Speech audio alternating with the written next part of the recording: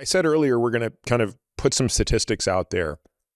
Can you give me a sense of what it means to be, what is the risk for death or injury that somehow touches the road? So that means, again, you're a passenger in a vehicle, you're driving a vehicle, you're a pedestrian struck by a vehicle, you're a cyclist struck by a vehicle. However you organize that, Mark, can you give me a sense of what that looked like in 1950-ish, versus 1970-ish versus 2000-ish versus today? Or, give us a sense of what that looks like.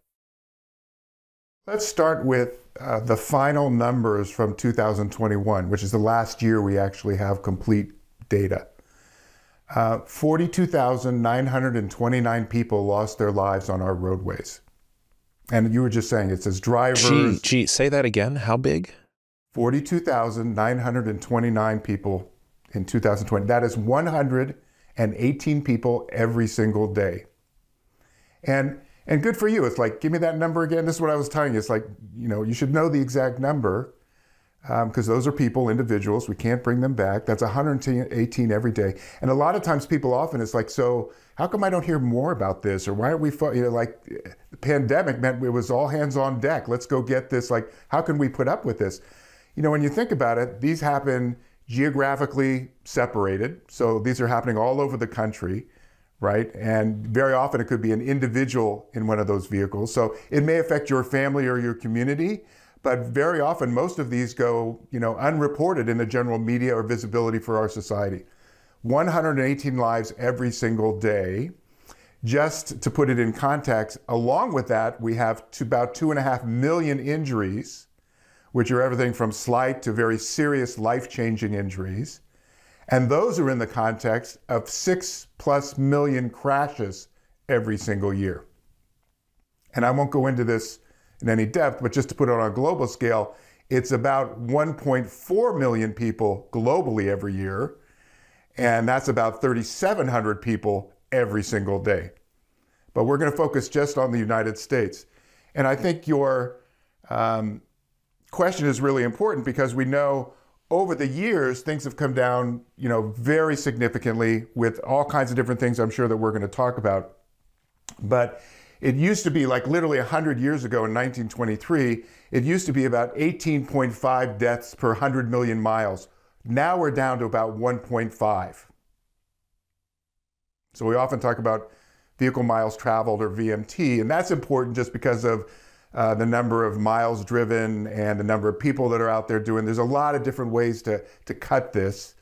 And by the way, I'm sure we'll go into some detail, but at NHTSA.gov, NHTSA.gov, NHTSA keeps all kinds of data on this. You can look up any year you want, and it's segmented by ages and geography, states. It's like the level of detail is unbelievable what's out there.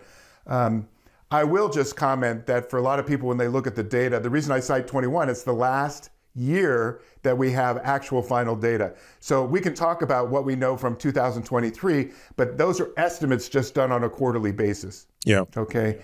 And I'm sure we'll talk about it, but we get those and they adjust up and down a bit, but it's the big numbers that really matter. There are two things that just jump out at me when you rattle off those stats, Mark. The first is, I'm just doing really quick math in my head, both on the global count and on the US count. And this is approximately 1/10 the mortality for cancer. In the US, it's a little bit better than 1/10, but globally, it's actually slightly worse than 1/10. That's incredible. It might also say that in the US, we are probably safer on average than globally on a individual basis. So not sure if that's true, but that would be my first thought. The second thing that just kind of jumps out at me when you talk about this is something I remember somebody saying once that I think is absolutely true. If you read about a death in the newspaper, it's because the manner in which it happened was so unexpected or is somehow so horrific to us. And that's why you don't read about people having heart attacks. I mean, let's not lose sight of the fact that that's the leading cause of death. And that occurs 20 times more frequently than what we're talking about. And I don't know the last time I read about somebody having a heart attack for the sake of having a heart attack and dying. It's if it's somebody famous or whatever. But, you know, so common things just generally don't get reported on. And I think, sadly, that's probably why we are a little bit numb to what's going on here, even though I would argue that there's a difference, which is we see, as those of us who are driving by and see this carnage are kind of left a bit visibly shaken by it.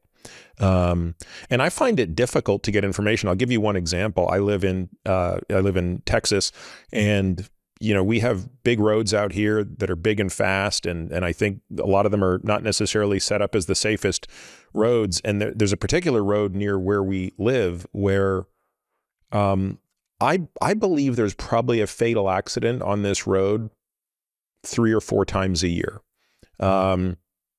And yet, even after it happens, I'll go and do a quick search to see if I can get more information, and it's not readily available. It's not entirely obvious what just happened. So if that's happening under my nose, where I'm seeing the accident or, you know, seeing the aftermath of it within 25 minutes or something, I can completely appreciate why most of these deaths go unnoticed by all those except for the people directly impacted by the relationship. That's the numbness.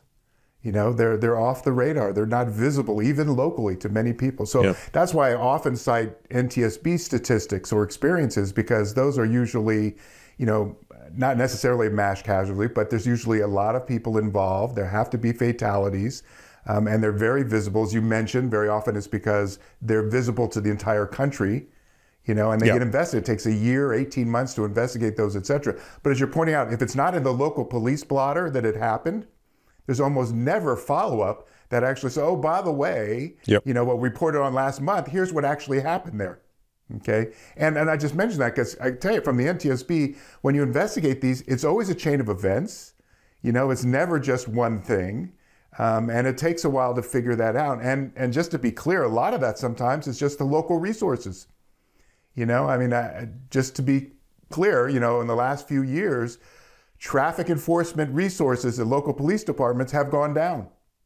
So as you were just saying, that, you know, they may go and run to the scene, right, when they've got to help people in that emergency situation, but the ongoing investigation may be checking a box on a form, you know, and then so it stays below the radar for most people, unless you're in the circle that person touches your life. Yeah, and I struggle with this a lot, Mark, because I feel like there's this enormous missed opportunity. So I look at an intersection that's no more than 3 miles from our house. We've only lived here for, we haven't lived here for 4 years. I have already seen 3 fatal accidents at that intersection in 4 years. Now, I'm not, and I can't find any really good information about the chain of events and what happened. I have some sense a little bit, but to me, it's like, why is that? Why aren't there 4-minute videos being made that explain every one of these as a, here's what not to do. Here are the warning signs. At this time of day, when the light is this way, this is a very easy mistake to make. And the other thing we don't really have a sense of, Mark, is the near misses. Right, you know, if 3 accidents have resulted in fatalities, and by the way, I'm not saying 3 people have died. I'm seeing 3 fatal accidents. It's probably, you know, 6 or 7 people have died there in 3 years.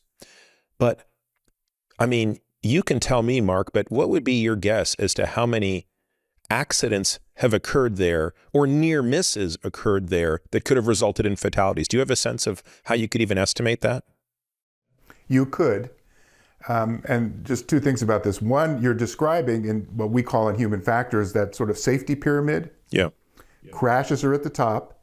Near misses are right underneath that, but a bigger layer. And the layer underneath that are errors. And this is why a lot of people, where you see proactive safety in aviation, they do a lot of work trying to capture those errors, knowing that they lead to near misses.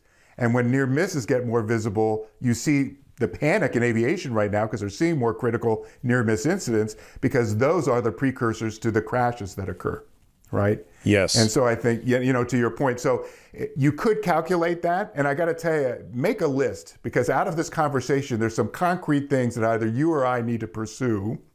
And well, the one you just mentioned is we got to make these more visible. Rather than just the family and community feeling it, it's your point, which is even in a 4-minute video, you could capture what happened and what was learned from that. And that could be enough for people to say, okay, I got to pay attention to that because I go through that intersection every day, twice. Yeah, exactly. Four times a day, I am driving through that place that is the Bermuda Triangle of death.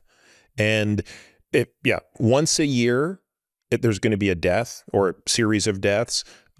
Probably 5 times a day, there's a near miss. Probably 60 times a day, there's an error that could have even been a near miss. And yet I don't actually know the predisposing factors. I'm kind of extrapolating and making up from the sort of, sort of the data out there that I know loosely that we'll talk about today. But yes, this is very troubling.